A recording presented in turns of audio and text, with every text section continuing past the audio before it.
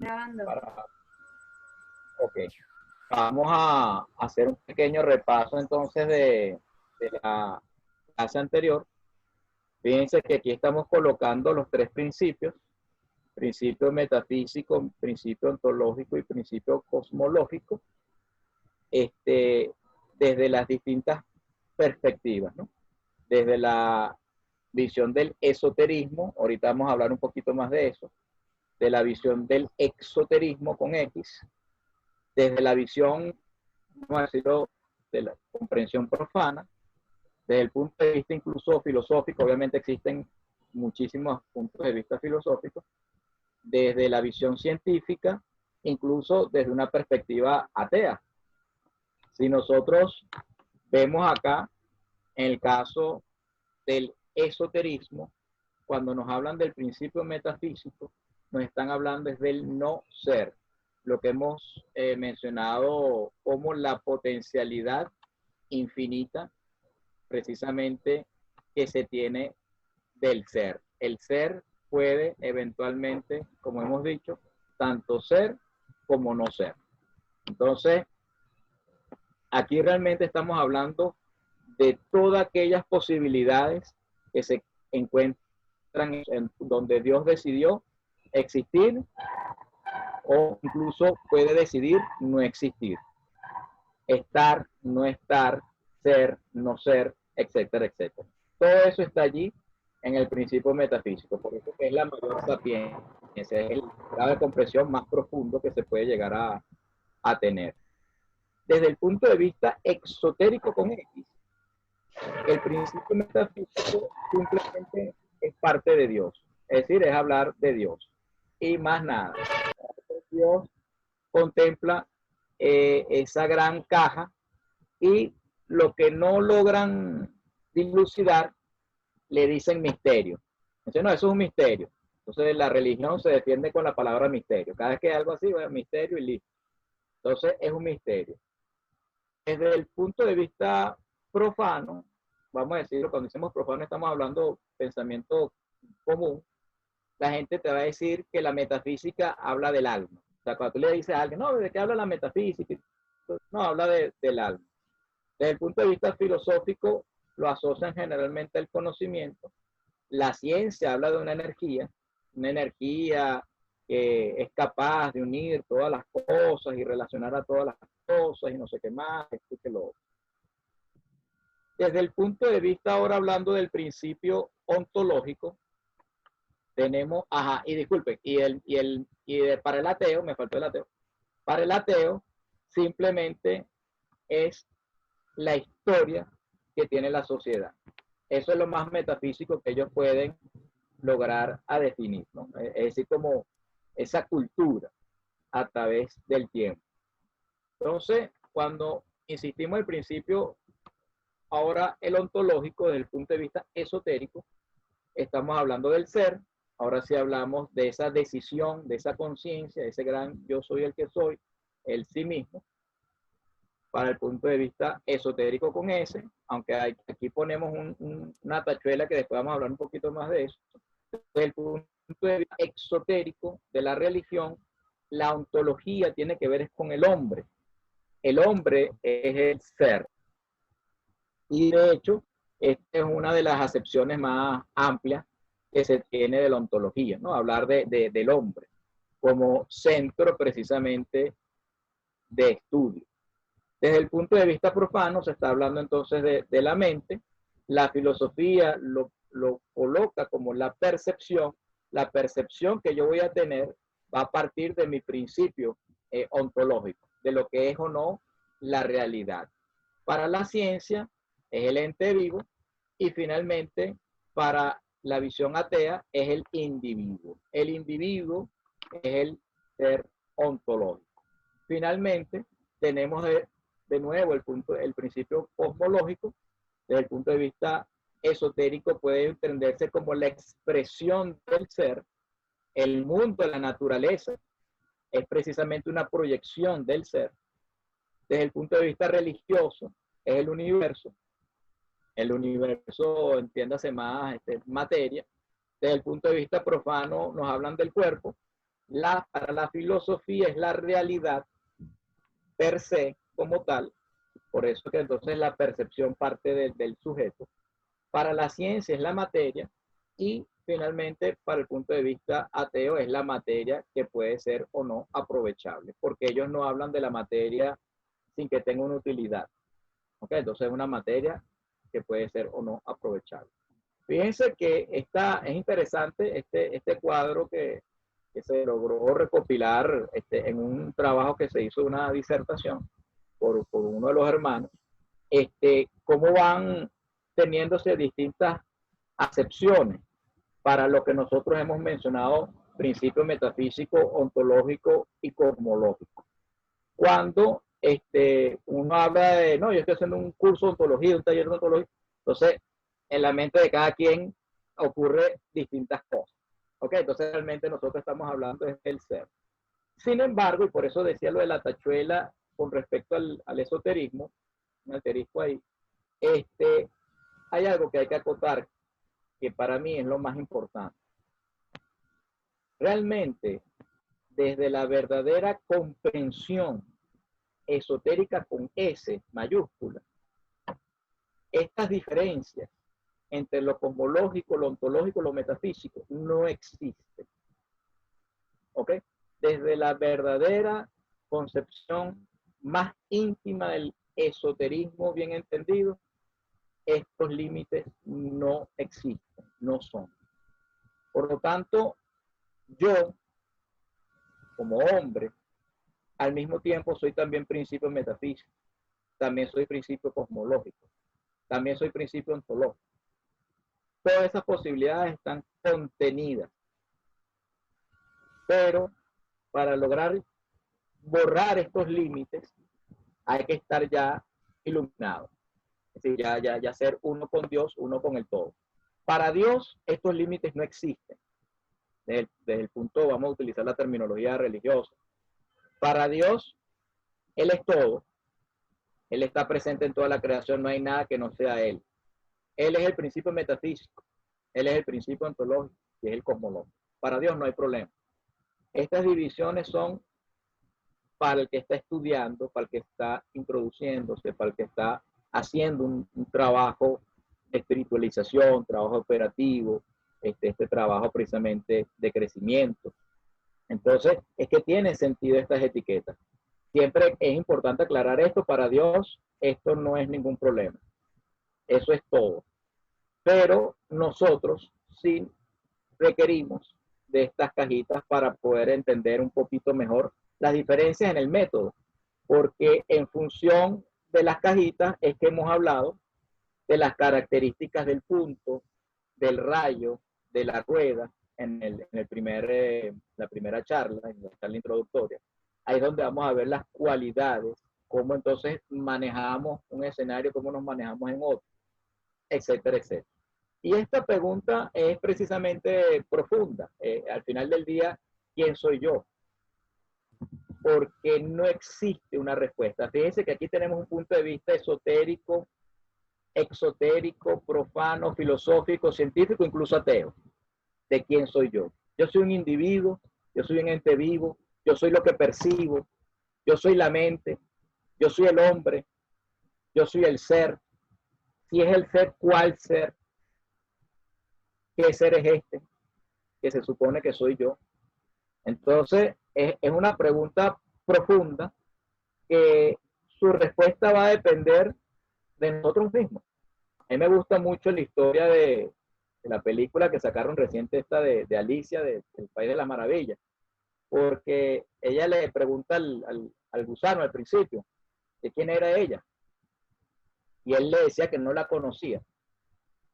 Y después al final de la película, él se consigue con el gusano ya vuelto mariposa, y la mariposa lo reconoce y le dice: Alicia, ¿cómo has estado? ¿Qué sé yo? Y ella se pero ¿por qué tú me sabes que soy Alicia? Porque antes no me reconocía. Y el gusano, bueno, ahora es mariposa, le dice: porque ahora eres más Alicia que nunca. O sea, ahora sí eres el ser. Entonces, lo mismo ocurre con nosotros. A lo largo de nuestra existencia, de nuestra crecimiento de la conciencia, precisamente el ser ontológico cada vez se va definiendo mejor. Entonces, va a respondérselo cada uno de nosotros, quiénes somos nosotros realmente, quién soy yo, esa pregunta del esfinge, que es clave. Entonces, podemos pasar toda la vida, incluso los estados póstumos del ser, preguntándonos realmente quiénes somos nosotros y dónde están nuestros límites. Porque al final del día, estos límites son límites, vamos a decir lo que es natural. ¿Dónde culmina Mauricio y dónde comienza el mundo? ¿Dónde culmina Mauricio y dónde comienza Dios? Estas son las dos preguntas. ¿Dónde comienza el mundo? Lo que aparentemente es objetivo en sí mismo. ¿Y dónde comienza Dios? Que es todo aquello que incluso antecede a Mauricio y lo supera. Y que lo continuará después de su muerte. Entonces, ¿dónde están esos límites? ¿Quién los coloca? Vemos en los textos tradicionales cómo Jesús, cuando él muere en la cruz, se hizo todo en tinieblas, o sea, se hizo una gran oscuridad. Entonces, ¿hasta qué punto él mismo es Dios, él mismo es el mundo? ¿Hasta qué punto lo que habíamos hablado también en otra oportunidad de Josué, cuando él ordena que se detenga el sol y la luna? El sol y la luna como parte del universo, pero fue una petición de Josué que la hizo Dios. Pero entonces, ¿Josué es un instrumento de Dios? ¿O Dios fue el que obedeció a Josué? ¿La luna y el sol entonces le hacen caso a Josué o a Dios? ¿O cómo es la cosa? ¿Dónde están los límites entre precisamente estos tres grandes conceptos? De un punto de vista más básico, sin irnos a los textos sagrados, ¿hasta qué punto una persona que influye en su realidad la cambia? Podemos hablar en el caso de próceres, personas que han luchado por cambiar la realidad de una sociedad, de una cultura. ¿Cómo? Sí. De un país. ¿Hasta qué punto tú cambiaste tu mundo? ¿Y hasta qué punto tú mismo no fuiste una función, una oportunidad de Dios para traer luz en la oscuridad? Entonces, son preguntas precisamente profundas, son preguntas precisamente ontológicas, en donde cada quien se tiene que responder. ¿Dónde culmina Mauricio? ¿Dónde comienza lo demás? Cuando nos vamos a otras formas tradicionales se pone interesante, porque Mauricio no es solamente este vertical, hemos mencionado, porque pudiéramos decir que en el suelo está la materia, está el mundo, lo cosmológico, y sobre mi cabeza el cielo está Dios, ¿no? Y el hombre en el medio. Es que también en la horizontal, hasta qué punto Mauricio tiene que ver con su familia, con sus compañeros, amigos, hijos, seres queridos. Si de repente uno publica algo, un libro, una cosa, hasta qué punto Mauricio no sigue extendiéndose horizontalmente.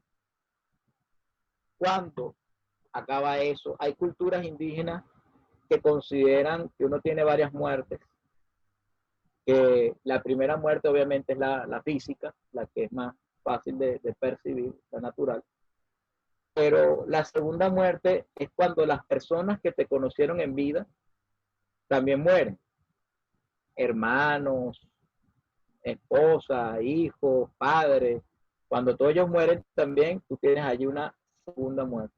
Y la tercera muerte es cuando ya nadie sabe de ti, ni siquiera por referencia, ¿no? Ya quedaste en el olvido. Entonces, desde ese punto de vista, pudiéramos decir que hay personas que son inmortales. Un mismo Simón Bolívar, por decir un ejemplo. Personas históricas, Alejandro Magno, Napoleón Bonaparte. O sea, hasta qué punto estas personas son inmortales en esta tercera percepción de la muerte, ¿no? Entonces, ¿quiénes somos nosotros otra vez? ¿Quiénes somos nosotros desde el horizontal, desde la extensión humana? ¿Quiénes somos nosotros en lo vertical? Para arriba y para abajo. ¿Hasta qué punto el hombre es capaz de transformar la realidad? ¿Y hasta qué punto el hombre no es una extensión de Dios para transformar la realidad?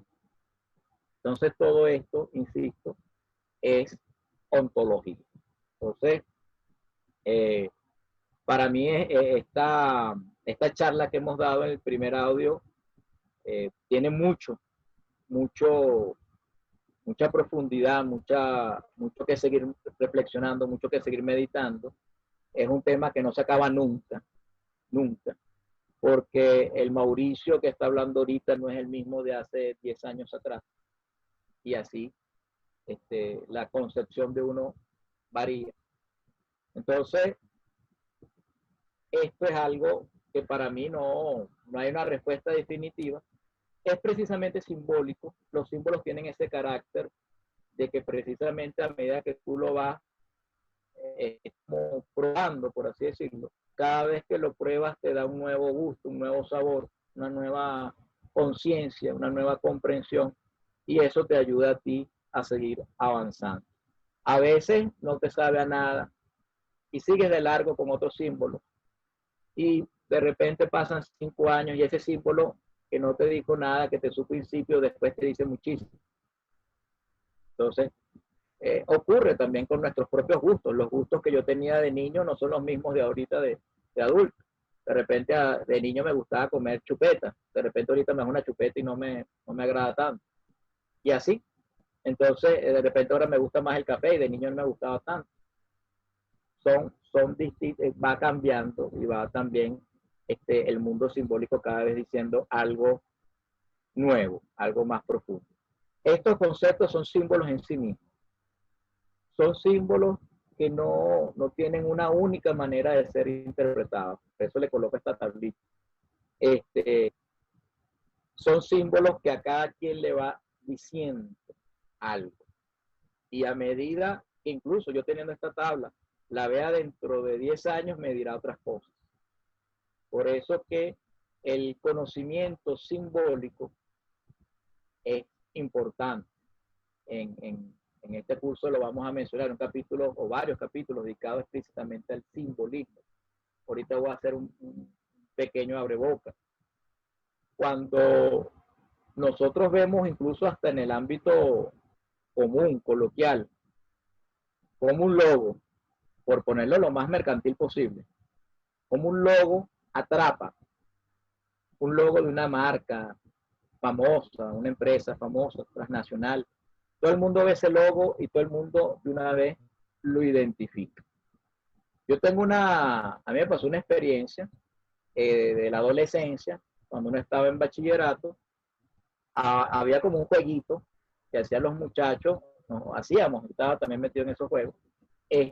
La gente buscaba como desmayarse, ¿no? Entonces, como experimentando, que si tú te agarrabas aquí, te desmayabas, que si te apretaban aquí la boca del estómago, te hiperventilabas y después te apretaban aquí abajo y la persona caía desmayada. En una de esas, me lo hicieron a mí, estaba, no, vamos a jugar y tal. Lo cierto es que cuando despierto, no estaba consciente. Yo no sabía dónde estaba. Ni siquiera sabía quién era yo, realmente. Pero mi primera pregunta era ¿dónde estoy? ¿No? ¿Dónde estoy? ¿Dónde estoy? Y estaba en el liceo, en el parquecito que estaba allí. Y recuerdo que las personas que me estaban hablando me decían eso. Dicen, no, estás en el dogado, se jugaba softball. Estás en el dogado. Y yo así, pero ¿dónde estoy? ¿Dónde estoy? Mi cabeza no rebobinaba. Y los compañeros que me hablaban, yo no los identificaba tampoco. Yo simplemente estaba en mi duda, ¿no? De dónde estaba. En una de esas veo la insignia en el uniforme de uno de ellos. Un logo que ni siquiera es algo muy famoso. O sea, un liceo que yo estudié allí los 5 años de bachillerato, pero que no era algo que yo diga que cualquier persona lo ve por ahí por la calle y sabe cuál es. No, solamente le servía para las personas que estudiaban en ese colegio, en ese liceo. Veo el logo y cuando veo el logo, automáticamente identifiqué, estoy en el liceo. Cuando hago así, entiendo, estas son las instalaciones, estos son mis compañeros, este no sé quién, este no sé qué, me vi yo mismo, camisa beige en ese momento, y me dije, estoy en tal, soy Mauricio Hernández, y entendí incluso en qué día estaba. Yo hoy es, qué sé yo, miércoles, pues decir, miércoles en la tarde, viene la clase tal, no sé. Entré en conciencia. Pero pude recuperar la conciencia gracias a un logo, que es un logo absurdo, por así decirlo, que no tiene ni siquiera ninguna trascendencia de los temas que vamos a hablar ahorita nosotros, ¿no? Entonces, logo totalmente que es un convenio, ni siquiera es un logo que representa algo que yo diga arquetipal en el subconsciente colectivo, no, es un convenio. Yo digo que este dibujito representa este liceo, punto. Un convenio social, no representa nada ni psicológico, no de trasfondo, arquetipal, no, olvídese eso.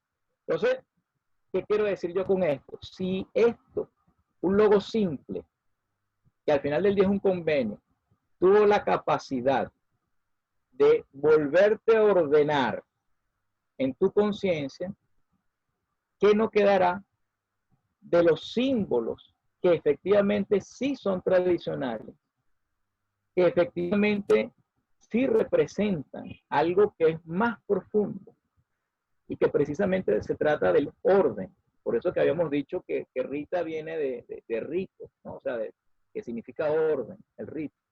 Entonces, ordenar en función a un método, en función a una realidad de orden superior.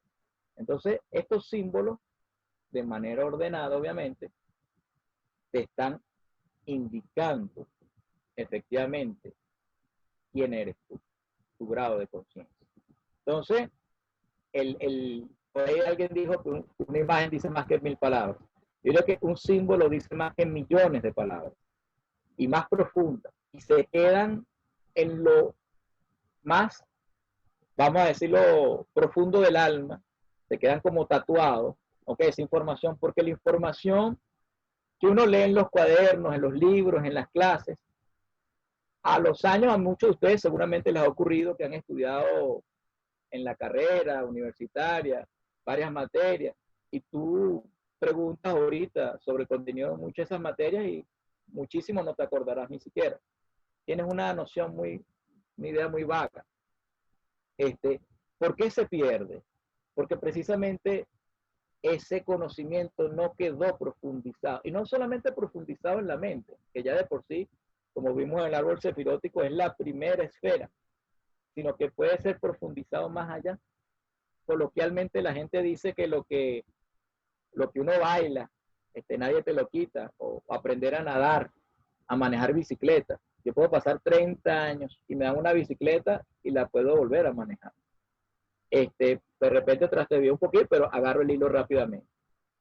Pero lo que se quedó en la mente, en la capa más superior de conocimiento, de lectura y cosas así, en los libros, todo eso se pierde. Eso se te va a olvidar, se te va a borrar. Tengo también una anécdota de una persona, un hermano en la masonería, que él sufría de Alzheimer, una persona mayor. Y la persona mayor, bueno, imagínate, se le olvidaba a todo el mundo, amigos, familia, seres queridos, todo.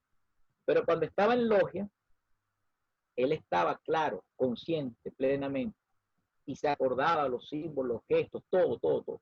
De hecho, él se puso, fue un episodio bastante conmovedor. Él lloró, terminó llorando. Él dice, yo no sé por qué yo aquí recuerdo todo. Pero tristemente salió otra vez, después de la reunión de la tenía, del taller, y volvió otra vez a perder otra vez toda su memoria, ¿no?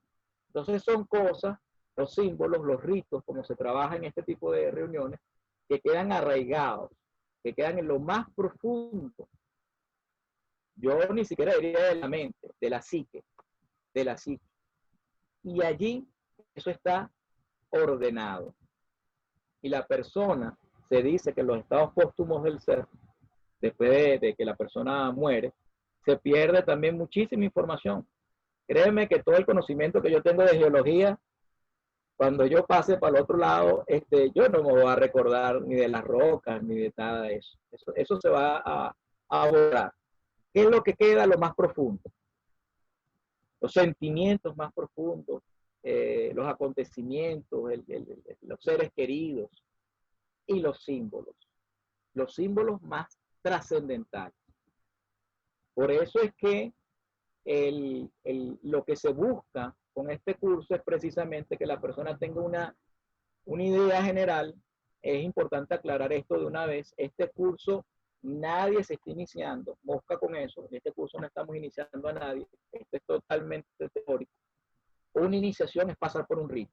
Y aquí no estamos pasando por ningún rito. Simplemente estamos hablando. ¿Ok?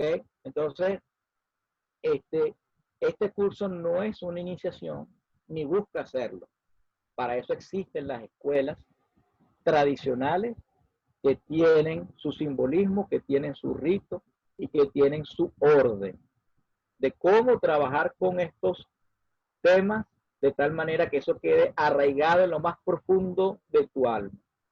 Entonces, siempre es bueno acotarlo. Este curso como tal es como una gran introducción para que entonces el individuo se diga, por un lado, si le interesa o no pasar por una escuela iniciática. Este es principalmente uno de los objetivos del curso. Mira, ¿realmente me interesa o no me interesa vincularme con una escuela iniciática? La otra opción es, si me voy a vincular con una escuela iniciática, ¿a cuál me llama la atención? ¿Cuál me da afinidad? O incluso para siempre desempolvar. Siempre es bueno también, ya la persona es un iniciado, muchos hermanos están aquí participando en este curso, y siempre es bueno desempolvar y entender muchas ideas. Yo todavía sigo leyendo a Guénon, y cada vez que dígame percepciones sobre la iniciación, ese libro yo no sé cuántas veces lo he leído, y cada vez que lo vuelvo a leer, vuelvo a entender algo nuevo, porque él habló precisamente de manera simbólica, es lo que estamos hablando hace rato con la hermana, con Marinés. Él utilizó símbolos para darse a entender. Las palabras en sí mismas son símbolos, pero él le dio mayor contenido, mayor significancia, entonces, y mayor profundidad. Entonces, aquí tengo en el chat, disculpen, vamos a ver acá. Exactamente. De hecho, yo diría que mucho más que el subconsciente. Lo que pasa es que el subconsciente aquí, lamentablemente, es una terminología de la psicología. Desde el punto de vista tradicional, literalmente queda grabado en tu alma. O sea, porque tu subconsciente y todo eso va a quedar en el cuerpo, en los estados póstumos del ser. Cuando tú mueres, eso va a quedar allí en el féretro, con el cadáver. Pero esto queda literalmente en el alma, porque incluso después de muerto tú vas a seguir teniendo todo lo que se logró avanzar, tu conciencia, tu grado de conciencia, es lo que vas a tener. Aquí dice la intuición, es la emanación del ser. Exactamente, es esa guía que busca el espíritu uno, para tratar de llevarnos, de traernos. Es tan impresionante este comentario que pudiéramos decir que incluso toda la verdad del universo, de la vida y de Dios mismo está contenido en cada uno de nosotros. Y nosotros pudiéramos tener acceso a esa verdad. Ese es el verdadero esoterismo. El verdadero esoterismo es entender que eso está dentro de ti, pero que nosotros no lo recordamos. Por eso que se trata más de un ejercicio de recordar lo que está allí. Hay personas que de manera natural pueden exponer su maternidad, por decir un ejemplo, sin ser madres, porque está contenido allí.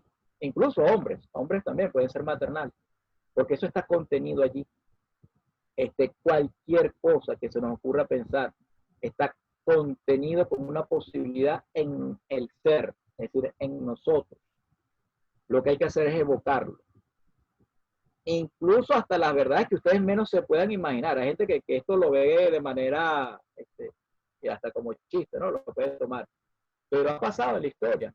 Por ahí en la historia de la vida real de un hindú que era matemático, que él llegaba a resolver ecuaciones y cosas súper complejas, y él, bueno, en su cosmovisión del mundo era a través de Shiva, si mal no me acuerdo, y de ciertas deidades del hinduismo.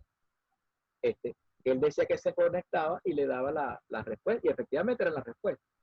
Pero bueno, él tenía que explicar luego el cómo llegó a eso, ¿no? Y así muchísimas otras cosas más interesantes y más complejas. Pero le pongo el caso de la matemática porque la matemática es como lo más, vamos a decir así, lo aparentemente más distanciado, ¿no? Pero después vamos a ver que realmente no, todo está realmente conectado. Entonces, estas verdades están dentro de cada uno de nosotros más de lo que la gente se imagina. El caso del mismo Guénon, del autor que vamos a utilizar para el curso, el mismo René Guénon en una meditación, comprendió los Vedas del hinduismo. Y los Vedas del hinduismo son miles de libros. Y es como si él los hubiese leído todos. En una meditación que si acaso le habrá durado media hora, una hora máximo.